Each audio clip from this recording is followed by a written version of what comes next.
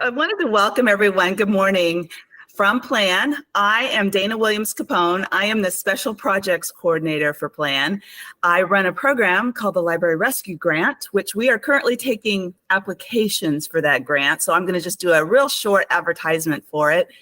If you are a smaller rural library or you know of a smaller rural library that needs help, that they need help on a major project, like a big, huge weeding project or some kind of cataloging of a backlog, or like we're doing a moving project, helping a small library with boxing up materials, training, if you think it and you want to propose it, we want to hear about it. So please go to our website, and it's www.libaction.net, and apply for our library rescue grant. So next, I have a corgi in my house who has now decided to start whining. So of course you would do that while I'm doing this introduction this morning. I'm hoping that she will settle down. There she goes. See, she wants all the attention. And anyway, Katie knows about my corgi because Katie and I have known each other for quite a number of years now. Katie worked for me at Victoria Public Library, where I was the director. And I'm going to take credit for hiring Katie. I'm going to take credit for Katie. Katie worked as head of our youth services department at Victoria Public Library, and she did a wonderful job. She was awesome. She had wonderful ideas. She had an energy and an enthusiasm for working with youth and for teens, and she really helped me out during the COVID years because we got a nice grant from the state library, and she also took on all of that reporting. So thank you, Katie. She's artistic, she's fun. Katie has a great sense of energy. She's a wonderful writer, journaler. Like loves to journal. So we always were talking about our planners and our journals together. Her office was right next to mine where we worked in Victoria. A delight. I was sad to see her leave Victoria, but she had bigger and better things to move on to. And she's now in Arlington at the public library there, working again in youth services. So very proud of Katie and very excited that she could lead our presentation today. There's a dragon in your library. And so Katie, take it from here. All right. Well, thank you very much, Dana. I will agree with the assessment that you did hire me because you interviewed me first. So, but yeah, so good morning, everybody. My name is Katie Talhelm. I am the Youth Services Manager for Arlington Public Library in Arlington, Texas. Obviously a significant jump from Victoria in terms of patron population and size of system. We have 7 libraries in Arlington. I direct youth services for all 7 of those libraries. I went from a 3 to 4 person team up to a 15-person team. So it was quite a jump in terms of responsibility right off the bat. But one of the things I love so much about youth services is that I feel like youth services is kind of the same no matter where you go. There's always going to be teens in need or children in need. There's always going to be resources that you can connect them to. And, you just have to learn the community that you're a part of. Arlington is very fascinating in that regard because each one of our 7 libraries has a different community makeup. So it's like being able to tackle 7 different sets of children and teens, which is a very unique challenge, I feel like. So, but today we're going to talk about one of our most successful programs that we've had here, which was our DnD program, Dungeons and Dragons program, that combined the game with writing and storytelling. This was a really fascinating thing that I wanted to get off the ground. The position that I am now, I unfortunately do not have a whole lot of time to do the implementing of programs. That's what I rely on my librarians and my program specialists to do. But Dungeons and Dragons is something that is very near and dear to my heart. I have been playing it since I was in undergrad, which has been a significant number of years that I will not say. But it has helped me be a better storyteller, helped me be a better writer. And it's something that has kind of hit mainstream due to shows like Stranger Things, and people kind of or not people, but like teens and children kind of discovering the game for the first time. I remember playing DnD when it was still like the super nerdy thing to do, and you didn't have to, you didn't tell people that you played DnD because then you would kind of get a little ostracized. But now it's kind of like the cool thing where people are discovering that like, oh no, this is actually a really fun game to play, and it's something that I can connect with other people with. It's something that I can use to better my own skills and really just have a fun time doing it. So that's what we're going to talk about today. So a little bit about me. Dana kind of gave you my whole backstory, but like she said, I do work in Arlington now, previously worked in Victoria. So in terms of implementing this on a small rural scale, like I have the full background in that just because even though I work in a large library system now, fully aware of what it's like trying to implement programs in a small rural town where you don't have a lot of money. Maybe you don't quite have the audience that you need, or you don't know how to reach that particular audience because you're not sure where they're at. But it's something that we can always work towards. And even though, again, we implemented this on a larger scale, this is something that's very transferable to something on a smaller scale. I'm not going to go through the whole about me section. So here's kind of what we're going to discuss today. We'll start off just like an overview of Dungeons and Dragons. I'm pretty sure everybody in this room already knows what Dungeons and Dragons is, but we're going to talk a little bit more on like the deep side of things of like, yes, we know that Dungeons and Dragons is a tabletop role-playing game, but what does that mean really when it comes to implementing this as a program for children and teens? We're going to talk about how D&D lines up with storytelling and like how we can use D&D to further people's storytelling skills and their writing skills.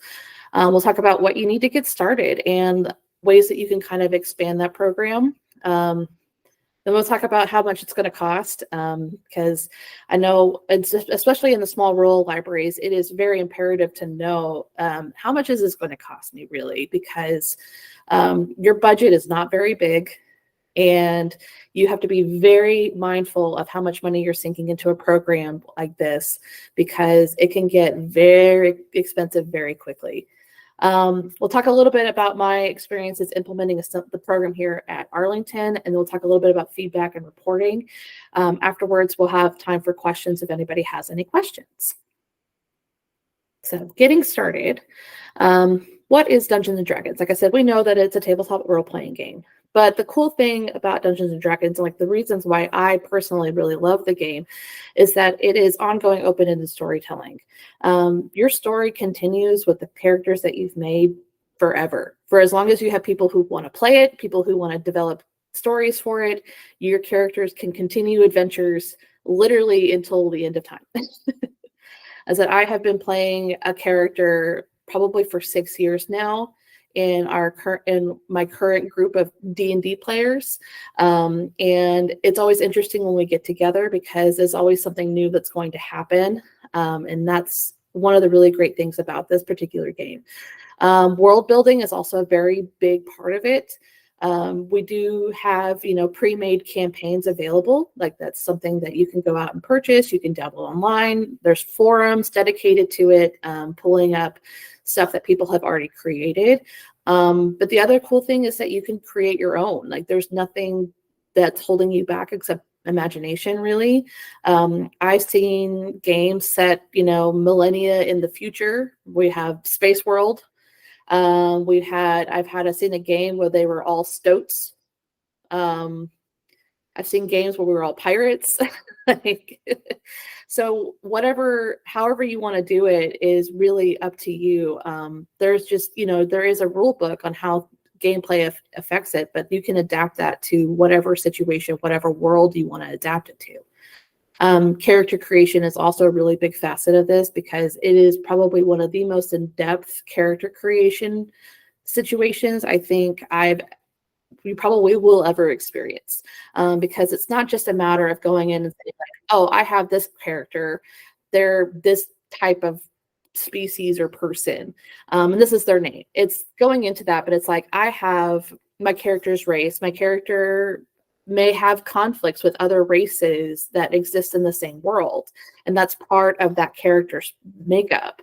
I have a job to do. I would call it, in D&D, it's called a class, but I have a job to do. And that job might be in direct conflict with somebody else's job. You have an upbringing that you have to that you're adhering to. You have family structures that you're looking into, backstory.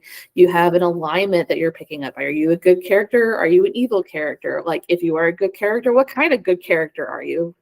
If you're an evil character, what kind of evil character are you? You talk about your character's motivations and, like, in certain situations, like, how are they going to react to a specific stimuli? They come from different parts of the world. Maybe in that part of the world, there's different culture, there's different customs, and you're trying to integrate all that into your story. You get different abilities. There's going to be things that your character is going to do very well, and there's going to be things that your character doesn't do as well. And all of that kind of builds into the story structure. So when you think about this coming from a storytelling perspective or an author perspective, you're writing a character that is basically fully fleshed out. Like, you know everything there is to know about this character. You know who they have conflict with, you know who they're going to be best friends with, you know what their personality is like, how they're going to react in certain situations. And so, like I said, it's very interesting how you get that element of storytelling in this particular game so that it can be translated into something like, I'm going to write an original work of fiction. Protagonists and antagonists. One of the cool things about this is that there are, you know, guidebooks out there about different types of villains and different types of antagonists. It allows people to be a little bit flexible with that. And they all go into the backstory about motivations. Again, no one likes a hero that is always successful. No one likes a bad guy who is just evil for evil's sake. And it allows children and kids to really grasp into this idea that there's nuance to these characters. And that's something, again, that they can transfer into their own writing. Action and consequence is another big part of this. Like I said, your character is going to be good at some stuff, and they're not going to be good at other stuff. That comes up with real actions or real consequences that happen in the game. And your character has to learn how to navigate those pitfalls. You know, you don't always win all the time. You don't always lose all the time. Sometimes you kind of whiff it a little bit, and you just have to figure out what happens next. And that makes for a really dynamic story that you're putting on because, you know, again, if, you know, I feel like in games sometimes, especially like role-playing games in general, like your character is always going to win no matter what. And, you know, that's the linear storytelling of, say, a normal role-playing game. But like with something like this, where it's so dynamic, you can, you know, see the consequences for what they are. I mean, I have had a character that I've made actually die before. And when a character dies in game, like, that's it. They're dead, and you have to create a new character. I've had characters get permanently maimed before. I've had them get injured, and you have to work out how you're going to navigate a situation if your character's injured. And so it's just like that really dynamic storytelling that, like I said, really is going to be transferable skills into other types of storytelling, other types of writing. And then you have the dynamic between your players versus your dungeon master, and like who really has control over the narrative. And both of those people play important roles in how the story is going to play out. You know, your dungeon master is going to set the stage. They're going to provide things like setting and exposition. Your player characters are really going to drive the action behind what's going on in terms of the story. And there's, you know, a lot of back and forth between the two just to kind of keep the story moving. So like I said, a lot of this is really in depth, and I apologize if like you're like super not into Dungeons and Dragons. I'm sorry, but but yeah, it's just a very fascinating way to teach kids about how story structures work, how villains work, how protagonists work, how actions and consequences work, because it is very much within the rules of the game and the spirit of the game to implement those facets into your game.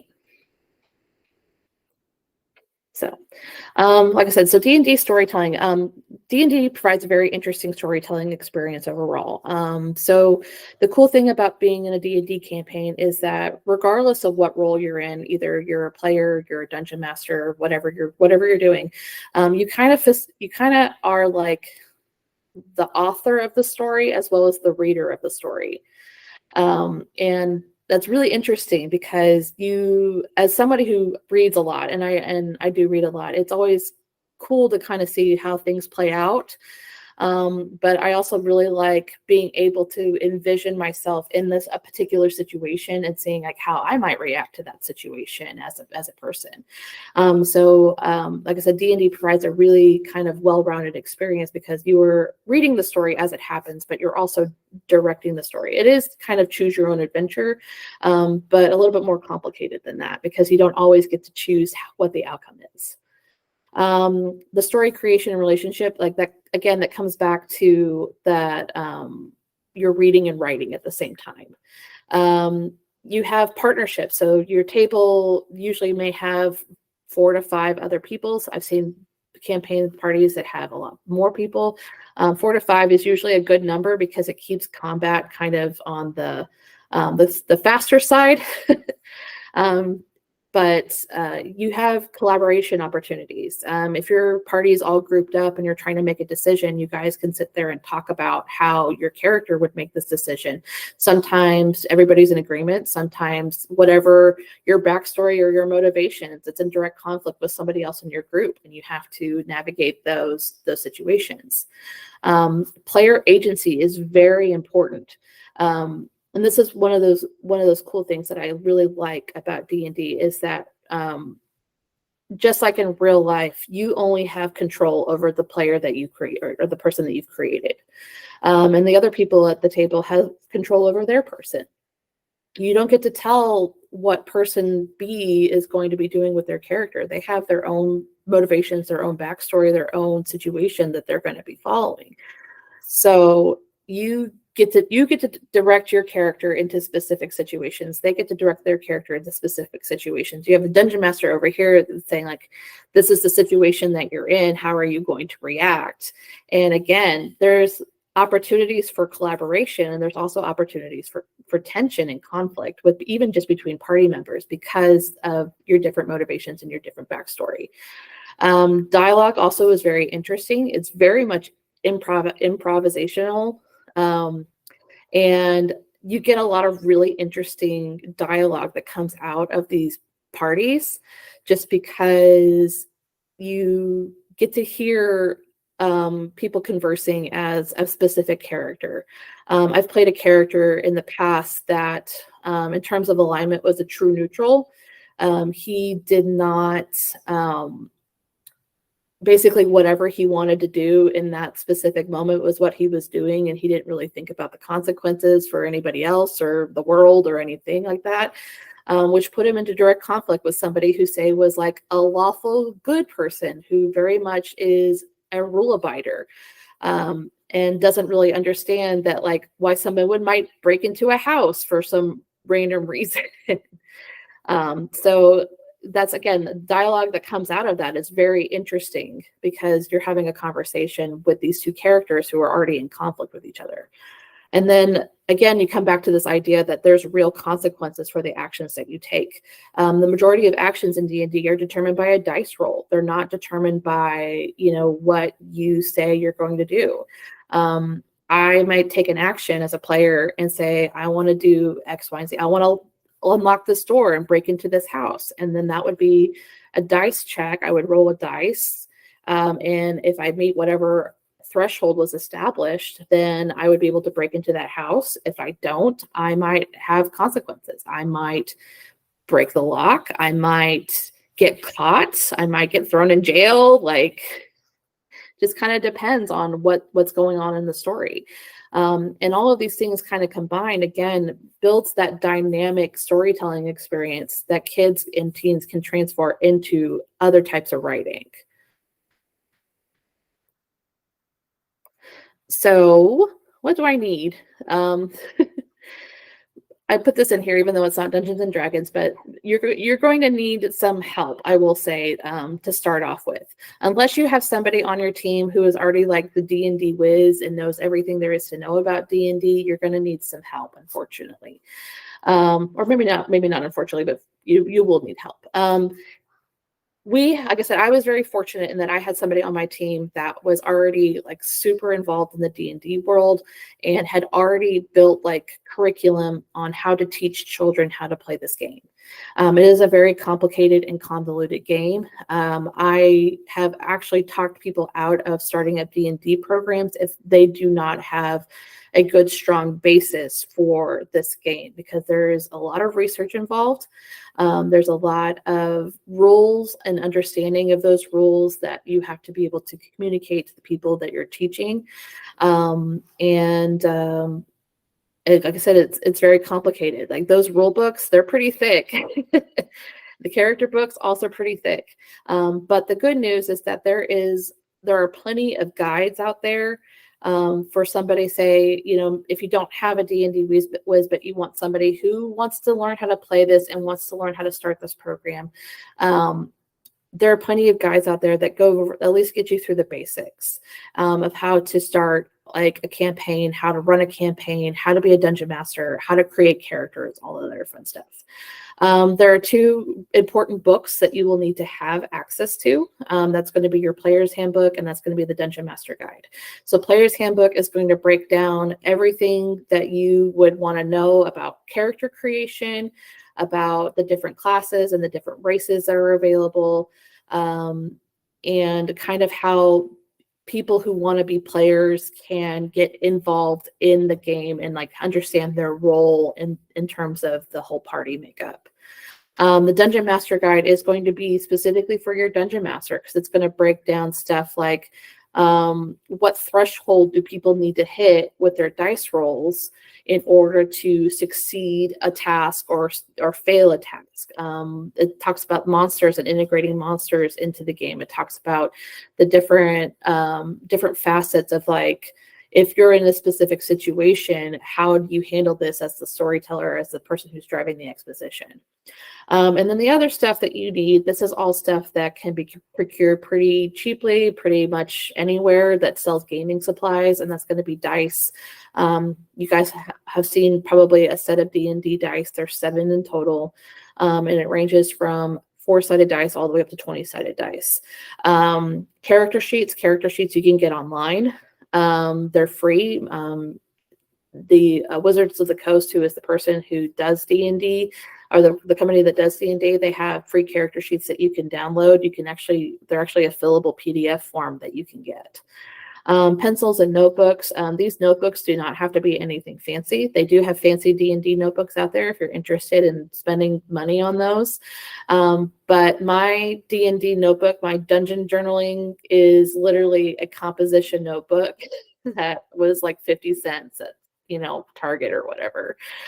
Just something that they can keep track of notes. They can keep track of characters that they're encountering, people that they're meeting, stuff that they're buying, that kind of stuff.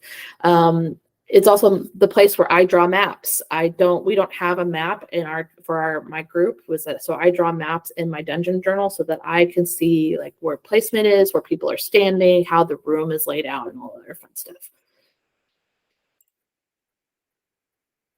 Kind of in the expansion of the universe, there's other things that you can purchase with D&D, and this is why I was like, this can get very expensive and like almost prohibitively so. There are tons of monster manuals out there of like all different types of monsters, and they're basically their makeup, like they have health points, if they have magic, if they have motivations, like why are they the way that they are. It's very extensive, and you can find a bunch of these outside of everything else. There's campaign books, and these campaign books are pre-made campaign stories that you can use in your party. We were very good. We really like the Candlekeep Mysteries one, just because it's a lot easier to understand and a little bit more accessible for somebody who is not a seasoned player, somebody who's pretty new to the game. But there are more complicated campaigns out there that you can purchase. There's a lot of D&D compendiums out there. There's ones for traps and puzzles. There's ones for non-playable characters. And there's monster ones. There's DM ones. It's just, like I said, whatever facet of D&D out there, there's probably a compendium for it. There's all kinds of accessories that you can get.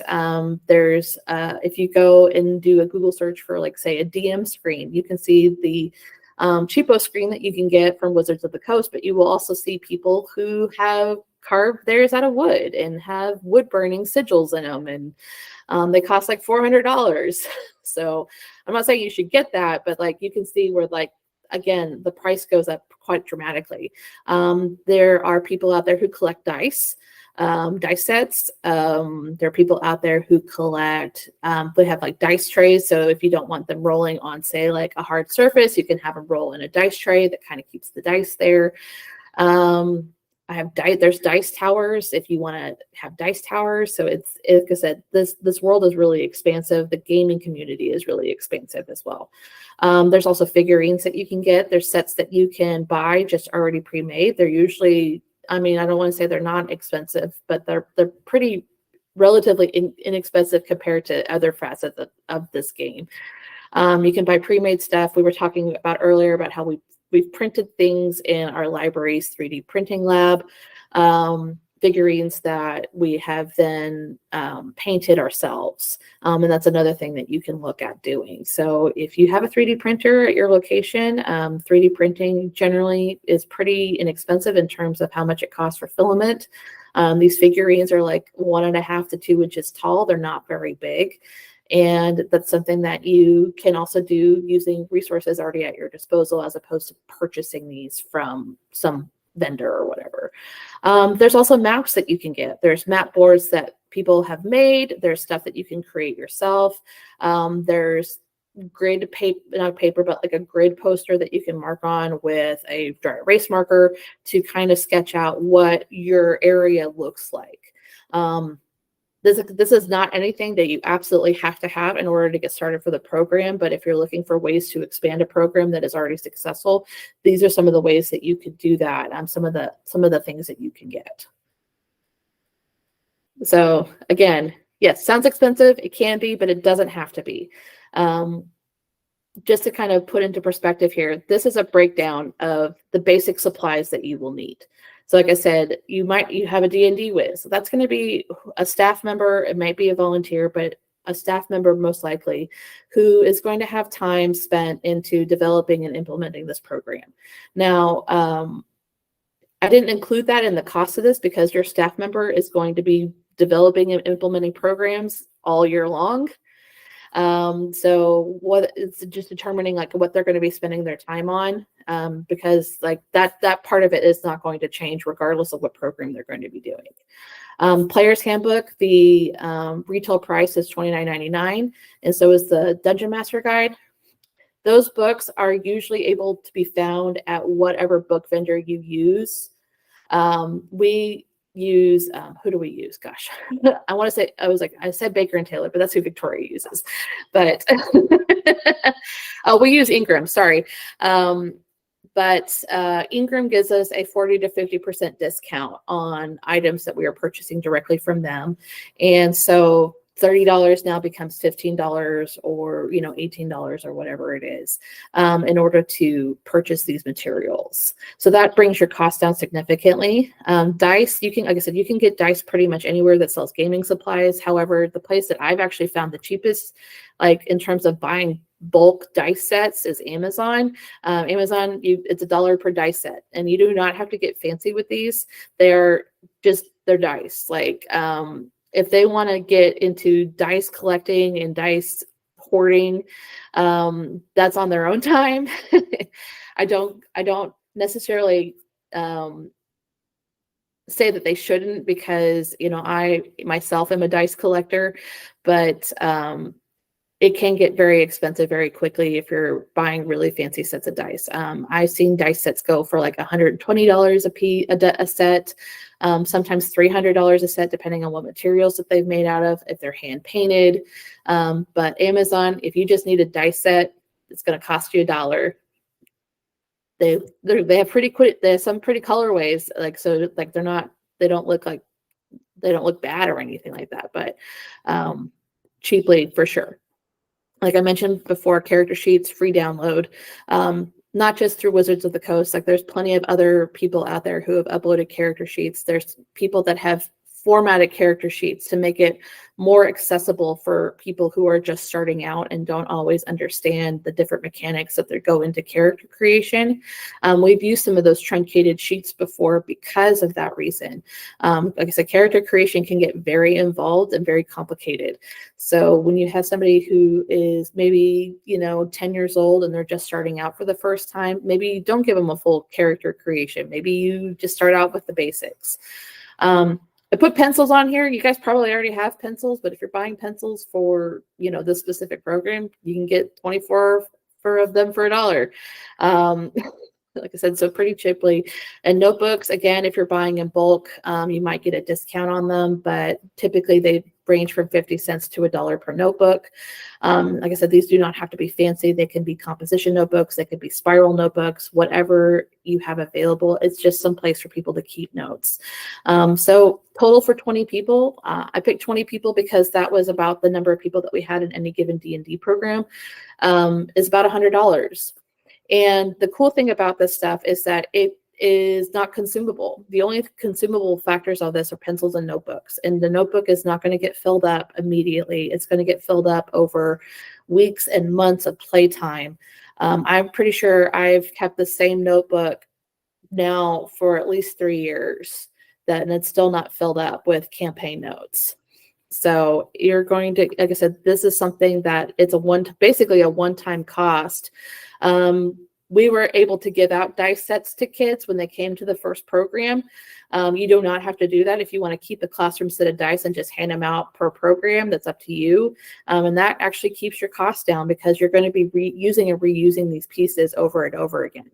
So if you host 20 programs throughout the year and, you've paid $100 one time, that is now $5 per program as opposed to $100 every time.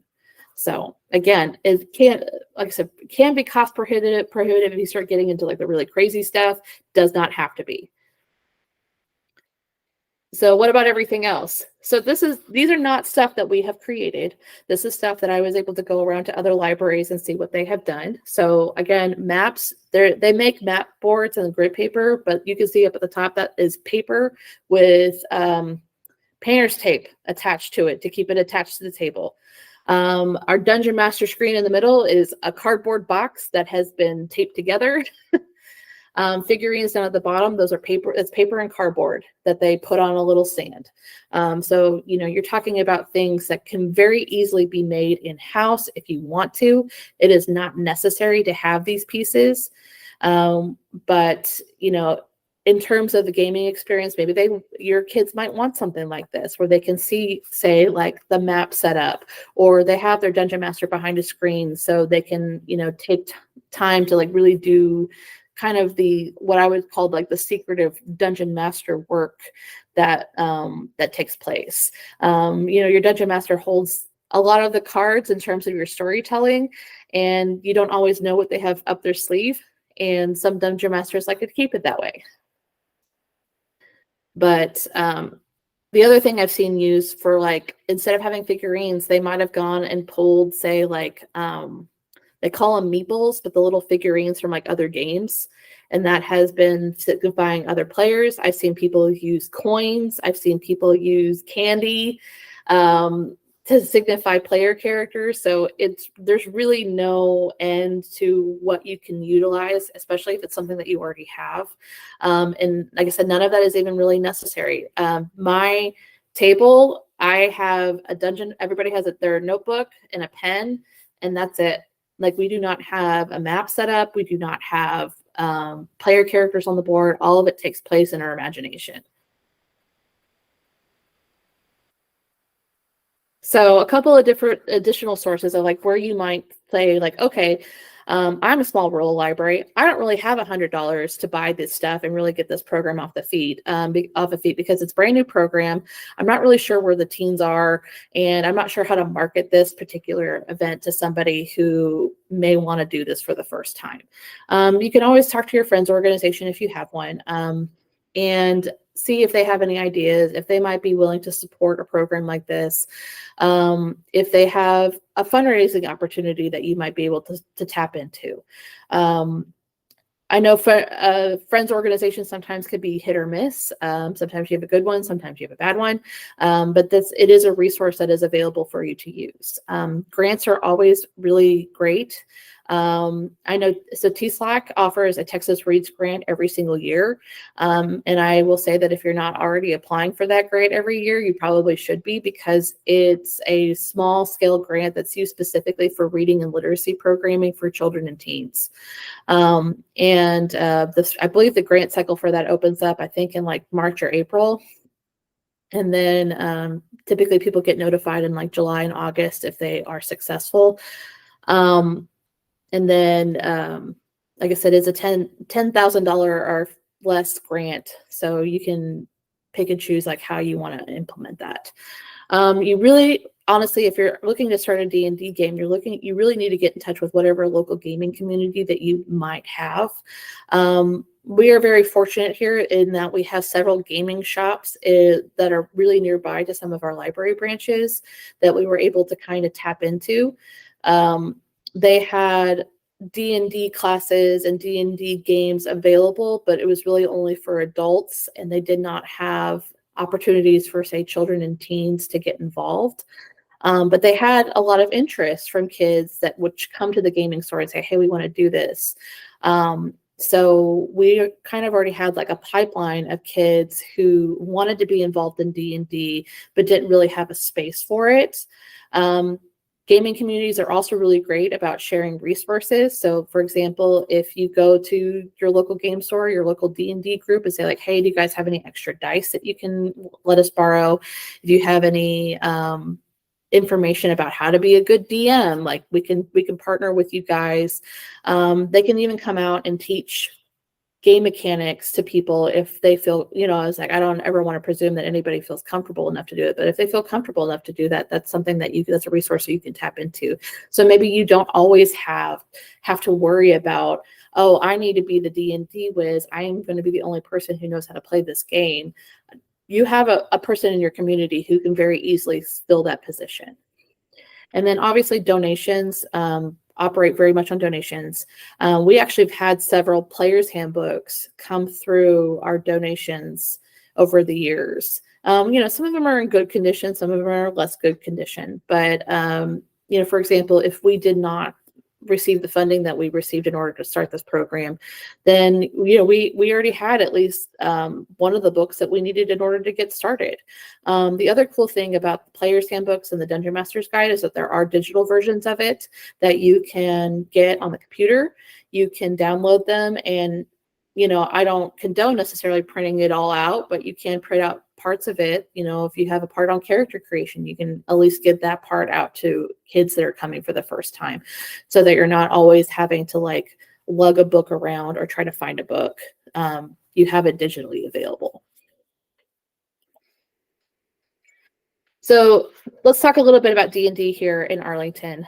So our program was funded through a $5,000 Texas Read grant. That's why I bring it up, because this grant was very lucrative for us. And because it's a focus on reading literacy for children and teens, we saw a direct connection between what we were trying to accomplish with this program and that particular grant. This grant funded a year-long programming series where we focused on one-on-one classes where we taught basic mechanics of the game to people who were brand new. And then we also had a series of storytelling master classes with it's kind of weird, but they're like D&D professionals who talk about utilizing D&D to elevate storytelling. And so that was a really interesting, just because our one-on-one classes kind of started them out with like the basics of how things happen. So we broke it down into like all the different elements of D&D. So our first class was like a general overview of like, this is what the dice mean. This is what characters are. This is what bad guys are. This is your map. This is world building, all that other good stuff. And then we started taking those pieces and working them into bite-sized chunks. So we had a class on world building, and we had one that was all about setting and plot. And then we also had one that was about like the different races and how they interact with each other, and maybe conflicts that are already pre-existing in this particular world. And really focus on those elements of storytelling initially, so that kids, when they came into D&D, could understand like how this was going to play out. We had a whole class on character creation and really did a deep dive into all those different facets of what it means to make a good character that's dynamic. And I think that was probably the highest attended class that we had, was because kids really wanted to know, okay, what goes into making a character that's going to be fun and interesting. The cool thing about this is that you are going to be making a character that you are going to play as, and you're going to have control over their actions. You're going to have control over their dialogue. And, you know, kids want to play a character that's fun for them. So they are able to do that deep dive and see all those different facets and put that together for themselves. We had one that was all about villains and monsters. We had one that was all about, I'm trying to remember now, making heroes and conflicts and everything else. And so we broke it all down into these different facets. And then by the time the year ended, we were getting into a session of like, okay, well, now we're going to play like these mini campaigns where everybody kind of gets a turn at being the dungeon master and kind of directing the narrative, and everybody gets a turn to be a player character. And then that expanded into, well, now we're going to ask you to write your own campaign story and you direct the narrative that you want to tell. And like I said, the kids had a lot of fun with this. They, you know, once you kind of get them, I would say like the first class that we had, it felt probably a little intimidated just because there's a lot of information that you're trying to impart on them. But once they kind of got the grasp of it, they were so excited to be a part of this and so excited to use these resources in other areas of education in the life. The storytelling classes were really interesting because these were people who, like I said, they're professional dungeon masters who have used their dungeon master skills to write original works of fiction and, you know, get published through either conventional or independent means. But we broke it down even further into like, you have this class on heroes and villains. What would a professional say about creating a dynamic hero, creating a compelling villain? And so we did a couple of different classes throughout the year that focused on, like I said, building culture and how culture clashes happen, working on power structures and how power structures come into play in the game and how it can come into play in your writing. We talked about the difference between like a caste system and like hierarchical structures and, you know, versus like something that's like complete anarchy. And then we talked about, again, another deep dive into world building and like taking it beyond just what general D&D says is the world and pulling it into all these different other worlds. You know, you have, like I said, the space age future that happens, you know, 5,000 years into the future. You have the one where you're basically reenacting Watership Down as Stoats. You know, it's like I said, the world is whatever you want to make it. And we did make sure that we had one that was all about developing dynamic characters and what that looks like and what goes into that kind of character creation. Over the course of the year, we saw around 600 teens and tweens. This was a program that we offered to kids 9 and up, just because the content sometimes can get a little graphic and violent. It's a fantasy game. Like, so if you know anything about fantasy worlds, like they're not exactly bright sunshine and happy rainbows all the time. So, but we did see about 600 teens and tweens throughout the year at all the programs that we hosted. Some of the takeaways that we've had at the end of the year, we had a core group of people, of kids that came to every single D&D class. It's about 10 teenagers, and they will come and they'll split off into like their two little groups, and they come every single week that we have D&D. And when they first started out, they were very intimidated by it. But by the time we got to like the second or the third month of doing these programs, they were the ones leading the charge. And they love the game. They love the writing aspect of it. They were coming in every time being like, hey, look at this cool map I made. Hey, look at the story that I wrote. Look at my cool character. I drew a picture of them. And that was their whole thing. Every single time they would come in, they're still coming. We continued the series after the grant was over.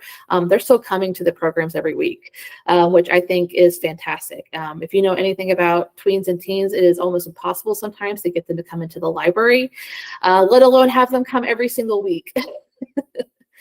So for me, that is a huge win, just because, I mean, even though it's just a small group of teens, having a core group of kids that are coming in every single week because of a program that you're hosting is a huge win. There was a reported increased interest in reading, writing, and storytelling overall. That was from both the kids that were coming, and from the parents that were observing them at home. We had parents who came up to us and said, my child was not a reader. They now basically inhale everything fantasy. If there's dragons in it, they're going to read it. If there's, goblins in it, they're going to read it. If there's a king in a palace, they're going to read it. And, for me as a librarian, again, that is very heartwarming, because sometimes it is hard to get kids to find the area that they want to invest time in and really spend time reading. So for me to say like, okay, this was your gateway into reading, I'm great. I love that. And I want more of that. We saw a lot of individual campaign creation even before we got to that part in our 101 series. We had kids, like I said, by the third month that were already writing their own campaigns. They were already creating their own stories that they wanted to play. And again, it got back into those storytelling aspects of, okay, so you now have this campaign, even though we haven't gotten that far in our 101 series, like, let's talk about your campaign and see like if there's ways that we can make this more dynamic, more compelling, ways that your characters are going to interact in that. We had several students who came up to us and said because of D&D, they were now writing their own original stories. There was about 5 of them, I think, that came up to us and said, hey, I'm writing a book now. And, I love that. I think it's really great. But, as anybody who's tried to write a book before, it's not that easy to just be like, oh, I'm just going to write a book now. But I think that's fantastic that was something that kind of came out of this organically, that we did not tell them to do this. We did not force them to do this. They just said like, oh, no, I'm just going to write a book now. We had kind of this weird mentorship situation happen. So I talked about our core group of kids. Because they were coming so frequently, they had really picked up the mechanics of the game pretty fast. And so anytime there were newcomers, this group of kids would immediately find this newcomer, immediately integrate them into their group, immediately teach them everything that they knew about D&D and get them started right off the bat. Which again, huge situation, because teens, like, they're very much like, do not mess with me. I'm in my own space. I got my friends here. You are not part of my circle. And so for them to just be like, no, like, you're a newbie. We're going to teach you everything. You're now part of our group. We're now best friends, was a very interesting dynamic to see. And like I said, it was really heartwarming to see that mentorship was even happening, just because I feel like sometimes those kids can just get very much like insulated in their own structure. We had a lot of people, mostly adults of the teens that were coming, but also other adults who saw that this was happening, who were like, hey, I want to learn how to play in D&D. Because of the grant that we were operating under, specifically was targeting teens and tweens, we had to kind of keep it that way in terms of the classes that we were providing that were being funded by the grant. But this year, since the grant we are no longer under that grant, we are able to expand this service and this program to our adult patrons, who are now also kind of falling into the same pattern where they have people that come every week. They have people who are writing their own stories. They have people who are creating their own campaigns, and people who, again, newcomers come in and then immediately integrated into the group. So it's very fascinating to see that kind of outcome from a program like this. And then there's opportunities to branch out. I know I mentioned earlier that we did a 3D printing class. The kids were very excited about the idea that you can make your own figurines. So we adopted that into a program over the summer and held a couple of 3D printing camps where we taught kids how to use a 3D printer and print out their own figurines. We taught them how to paint them and what kind of paint to look for and what happens if you mess up, even though you don't really mess up. But there's also opportunities to take this outside of the library. We're currently right now trying to form partnerships with our local gaming community to take this to other locations, so that other people have an opportunity to experience some of this outside of the library. Maybe they can't come to the library on the nights that we have it. Maybe they can only come, say, on Saturday to their local gaming store from 2 to 6, and that's when they have opportunity to do that. And we now have an opportunity to go into that particular setting and teach them these storytelling aspects and really connect with people that way. So talking about feedback and reporting. So success is going to be different for every single library location. Because we were under a grant, our success stories looked a little bit different. If you've ever done any type of TSLAC grant reporting, you know that they have a specific survey you have to fill out and specific elements that you have to keep track of. But one of the things beyond that, in terms of success, that we really looked at was the anecdotal information that was coming out from this. It was self-reported behaviors from parents and children that were really driving the success factor of this, where we saw kids coming back week after week. We saw we heard parents telling us that their child who was never a reader before is now reading, or who was never a writer before is now writing. We saw the engagement between the kids themselves, where you have a group of people who are primarily insulated against outsiders, now fully integrating people the second they walk into the door. So there's a lot of social skills that go into that, a lot of hard skills in terms of literacy and reading that go into that kind of outcome. So really determining what that success story looks like for your library is very important, because even though I could say in terms of programs, our kids programs get 100 to 150 people every time. Teen programs, I'm if I can get 5 teens to walk through the door, that's a win for me. But to have 15 to 20 kids every week was outstanding. Having them, and then not only coming in every week, but repeated customers, basically, which is just huge for me. Reporting also is going to be very unique. If you have grant money for this, obviously, you have to do whatever your grant tells you have to report on. You're almost always going to have to take attendance, because state accreditation requires attendance numbers. But what other reporting do you look at in terms of determining a success story for your library? And I will say that if you're going to use a survey, even the TSLAC ones, do have an opportunity to allow you to add your own questions at the end of the ones that they want to know about.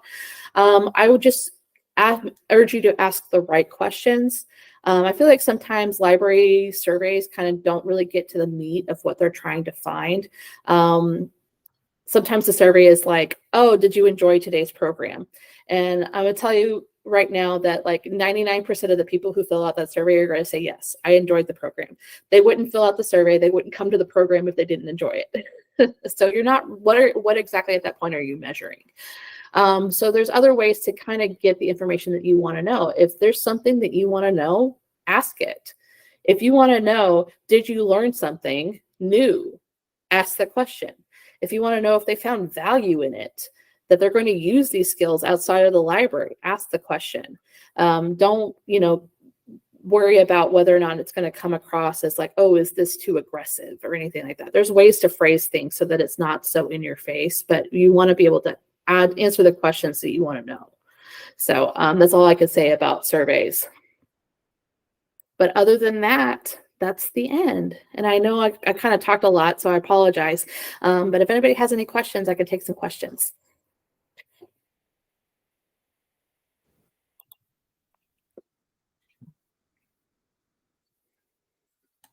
Dana?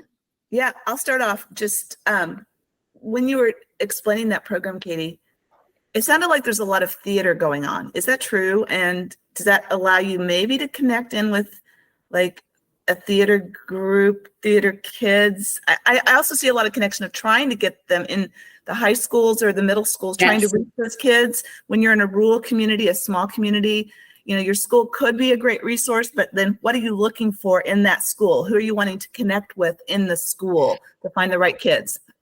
So honestly, the stuff that's really come out of it, like in terms of connect with, theater, very much a yes. Because I tell you what, some of these kids, like they come up with voices, they come up with like movements, like they start walking like different if they're playing a specific character.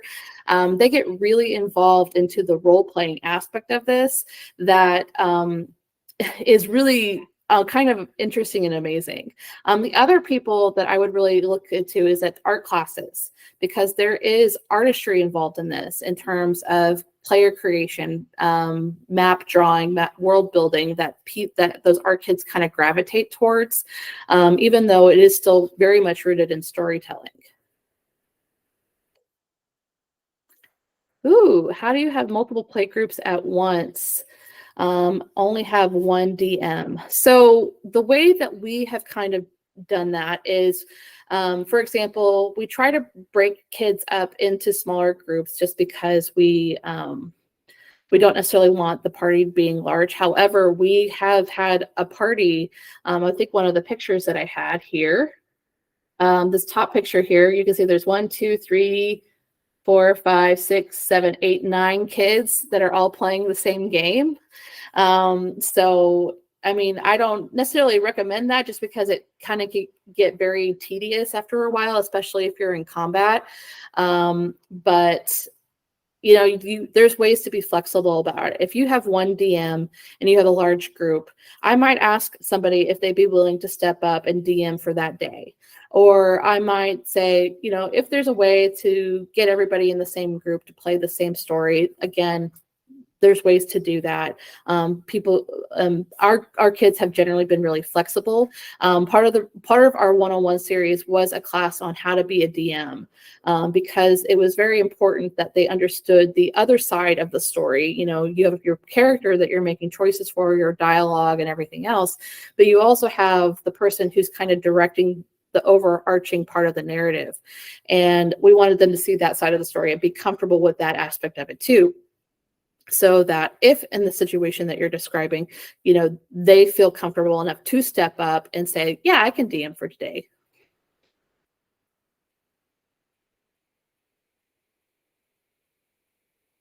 Any other questions?